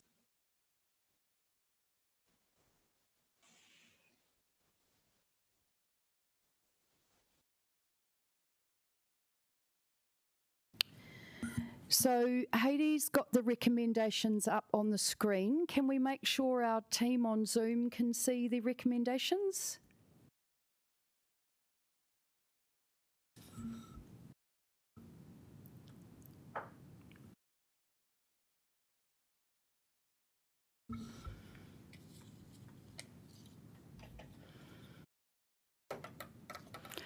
I've just realised we've got another paper after this, haven't we? Okay. So they're great. Okay. So hopefully our Zooey team will be able to see these quite very quickly, and then the recommendations are now up on the screen. Yes. Councillor Colenso, that has been emailed to you. The recommendations, great. Okay. So if we're all in agreement, we can move these all with the paper together. Does anyone have an objection or anything they'd like to be taken separately? Good. Okay, so I'll now move the motion that the recommendations in the officer's report and the new recommendations are moved as part of this paper. Can I have a seconder, please? Great. Councillor Edwards will second. And I'm taking it that there's no debate. So we'll put the motion and vote. So vote as you will. Aye. Any abstaining and any noes? Yep, great. Pam and Rebecca, can you... I'm in favour of this motion. Thank you. Great. Okay, and that has been carried unanimously. Well done, team. I think that was a really good outcome on moving forward. Thank you for your contribution. Okay. Councillor Hayward, would you... Well, actually, it's down to bring the next paper, which I'm just moving through, which is a report. No, I cannot find it. What page was it on? Great. So this was the Wellington region's rubbish and recycling response to COVID-19 alert levels. So I'll put this paper to the team. I do want to say thank you very much for bringing this. It kind of gives good comfort and certainty when you know that how we've addressed it and how we have that data there if we need to go again, or that information. And it also feels like the right thing to do to make sure that this is on record. David, would you like to present this paper at all or speak to it? Yes, I will, but I'll just take it, Madam Chair, the report has been read, and invite any discussions or comments on it. Councillor Taylor. Look, thank you for putting this together, because obviously the situation we're in is ongoing, and as we've seen recently, we can move back into those higher alert levels. I guess coming to point number 2021, and that's the collective learnings and insights, which is on page 41 of the report. In the event that if we do have to end up moving into these higher alert levels as a region again, is there a possibility to share some of the information that you found in your collective learnings with the likes of NEMA, so we can kind of try and pre-approve the process of make it a bit smoother going forward? I think that would be very helpful for us to do. Can I just clarify, you just said REMO? I meant NEMA from National Emergency Management. Oh, got it. I suppose, so with respect to our own emergency management operations at Porirua City, put it bluntly, solid waste didn't really factor that high on their list of priorities or things that were dreadfully urgent or whatever. I'm not sure how the National Centre, it's not either. Certainly nor does it appear on any Lifelines report. It's not until the service is withdrawn that you find out how dreadfully critical it actually is, and I think I said this at the last meeting. Certainly as far as coordination and sharing information between us goes, we will be doing that more freely and better next time. But with regards to the emergency operations responses, my perspective as manager of Spicer was that we were pretty much left to ourselves. As part of my role, I am involved in emergency management as well. So in the research pen, the focus is on health and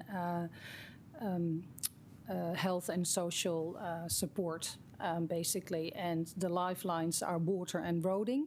So there's regular reporting, and waste is seen as an essential service, and most councils are quite capable of managing their operations in that respect and making amendments.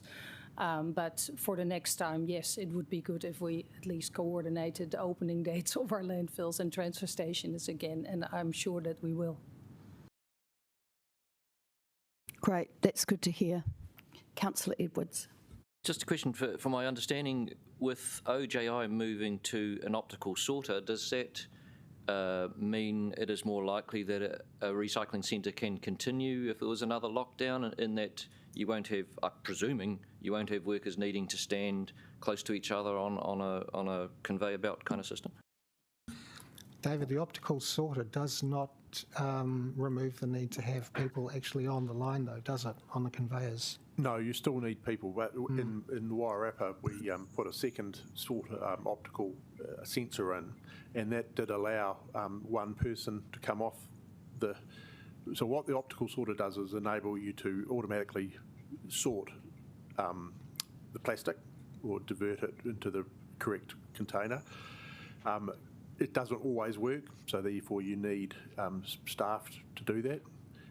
We managed to be able to get rid of one of those staff on that line. So it's a small thing, but it did mean more space, and it allowed that whole unit to keep operating. However, I would say for the size of the operation at OGI, you still have staff required to receive the material coming in. You still have staff required for tin, cardboard, paper, and their decision to close was, at level 4, was based on not wanting people there at all.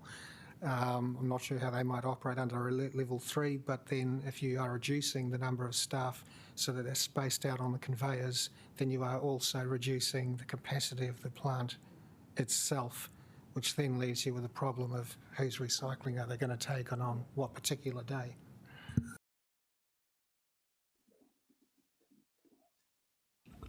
Any further questions, discussion? Councillor Lee. Yes. What I observed, which was quite good practice in level 3, because when I was in Christchurch, they had introduced an online calendar to manage the whole social distancing in terms of dropping off rubbish at the tip. It was online. You're given like a 15-minute slot to just turn up, and there were no queues. Here in Wellington, I was waiting for the first landfill to open up because I had all this free time, so I cleaned out my whole house, 25 bags of recycling and general rubbish. First landfill to open up was Spices. Went there, shot out there, queued up for an hour and a half, which half of, I think, Wellington did as well. But in Christchurch, yeah, they had an online calendar, a 15-minute slot, rolled up. No one was there because you had your 15-minute slot.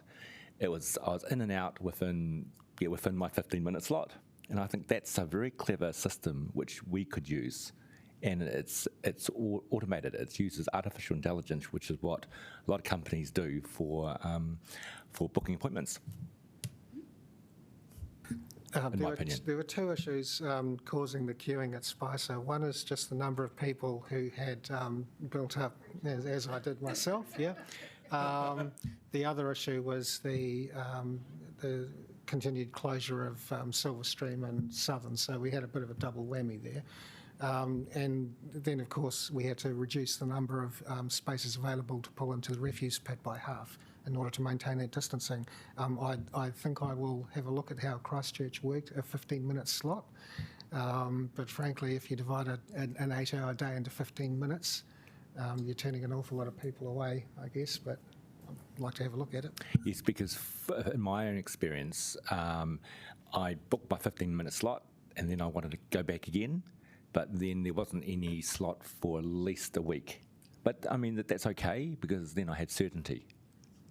But I think that's where we could go in terms of managing if we were to go up a level or down a level, or even just general practices. I think it's quite good to having an automated calendar. I'll just add a wee bit to that we did look at that at WCC, not so much for the transfer station, but around the recycle centre when we were looking to open that. And we looked at what Christchurch had done and one of the other councils down south, and we did speak to our web team about it, and it is possible, but we felt as well that a lot of people would turn up without booking anyway, and actually with the road that we have, we just felt we would end up with an impasse because the people who had their 15-minute slot would potentially not be able to get past all the people who were queuing that hadn't booked, and it just came down to sounding like it was going to cause more problems than it would help us sort. And actually we felt that with good traffic management we managed the queuing, and we just raised customers' expectations that, do you know what, if you're coming you are going to have to queue, and be kind, and we managed it that way rather than looking at the queuing, at the booking system. But it's certainly something that we would look at again and see if there were ways to make it work.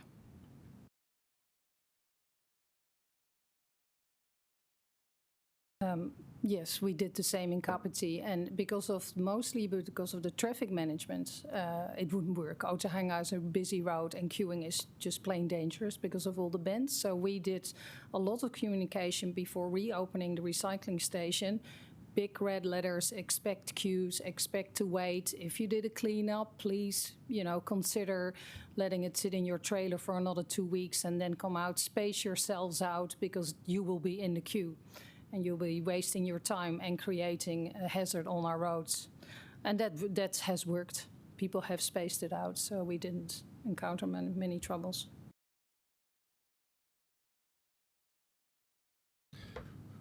Councillor Taylor. Wairarapa, very similar. Very strong messaging around expect to queue, don't come on the first day. However, they did. And but after 3 days, we were back to a more normal routine. So again, that's a bit to do with our scale. So we had some challenges for the first 3 days in queues, but after that, it was pretty much steady. I guess my next question is around point number 19, which is keeping in contact with other councils and counterparts. Is there an opportunity to talk to some of our counterparts in Auckland and find what they've done that's changed since the last lockdown and what's worked for them better a second time round? Maybe gather some of their learnings that might be applicable to us.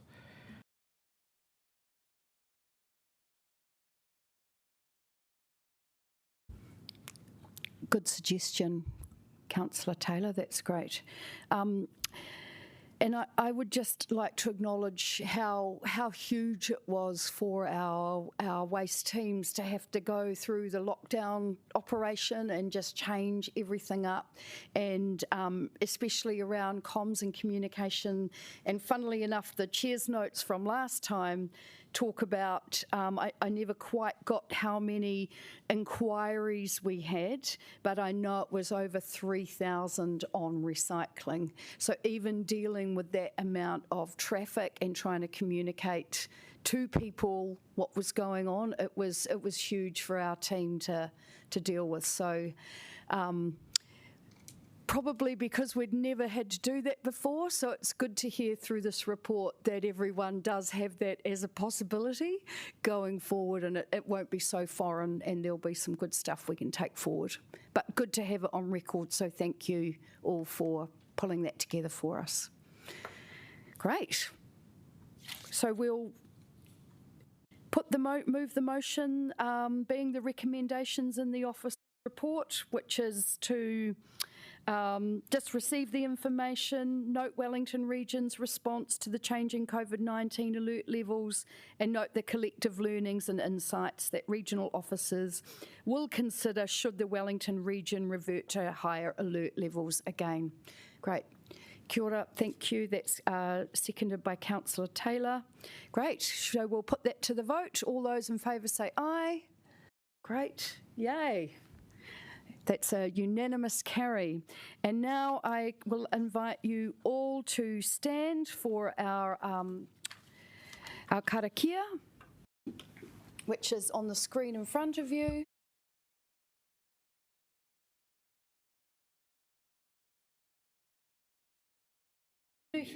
Unuhia ki te uru tapu nui, kia wātea, kia mama, te ngākau, te tinana, te wairua, I te ara takatū.